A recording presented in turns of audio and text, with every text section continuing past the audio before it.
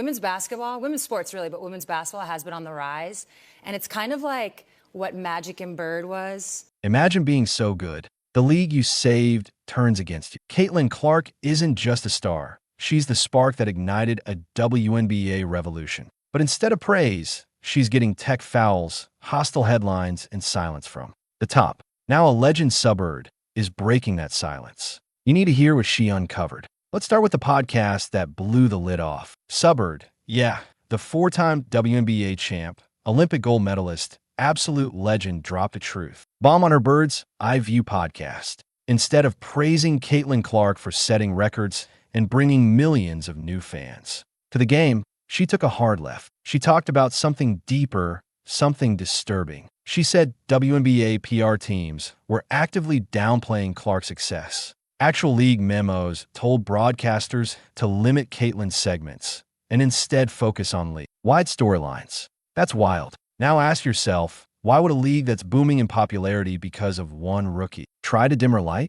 Suburb compared it to her own rookie year, where veterans lifted her up, not held her back. And the way she said it, you could hear the frustration. This wasn't bitterness, it was disappointment. And when someone like Suburb speaks out, you know it's not just noise, it's a warning. So, what exactly is going on here? Here's where things start to get uncomfortable. Sue talked about a behind-the-scenes WNBA meeting where a senior exec literally asked, "Can we use the race angle to boost mid-season ratings?" That's not just bad PR. That's playing with fire. Instead of just letting Caitlin Clark and Angel Reese shine for their talent, the league reportedly tried to create a narrative black versus white, grit versus grace. And it wasn't subtle. There was an actual memo floating around titled Racial Arc Storyline Tactics. It included ideas like using split-screen graphics of Clark and Reese with phrases like ice versus grit, basically turning their skin tone and playstyle into a media hook. But here's the thing. Caitlin and Angel didn't ask for that. Reese even posted,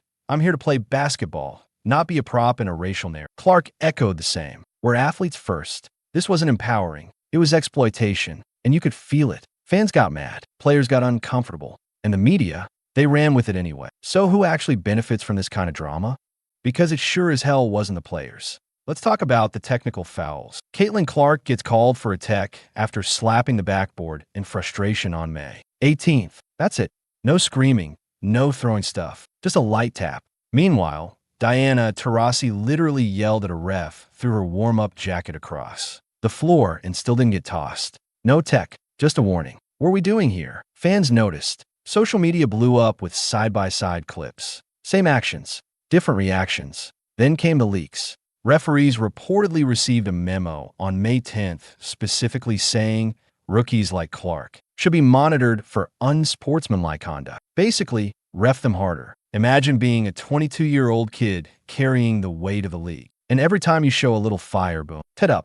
That's not discipline. That's targeting. And if that's happening to Caitlin Clark, someone with massive media backing, what's happening to other rookies we don't hear about? Makes you wonder who's really calling the shots and why they're so afraid of a young player simply be great. Caitlin Clark fans are everywhere and they're loyal. We're talking packed arenas, number 22 jerseys flying off shelves, and school kids bussing in just to see her play. She brought in new energy, new faces, new money. And how did the league respond? Instead of saying thank you, they started labeling her supporters toxic. Yeah, some trolls online crossed the line, but when does that ever not happen? Rather than addressing racism or hate speech, the WNBA told players to avoid social media. That's not leadership. That's avoidance. Sue Bird and Megan Rapinoe weren't having it. On their podcast, Rapinoe said, "You can't wish racism away. You confront it." Bird added, "The WNBA has always been about community. So why are we ghosting that community now?" Meanwhile, Clark kept doing her thing, signing autographs, showing up for the fans, never throwing shade. So here's the question.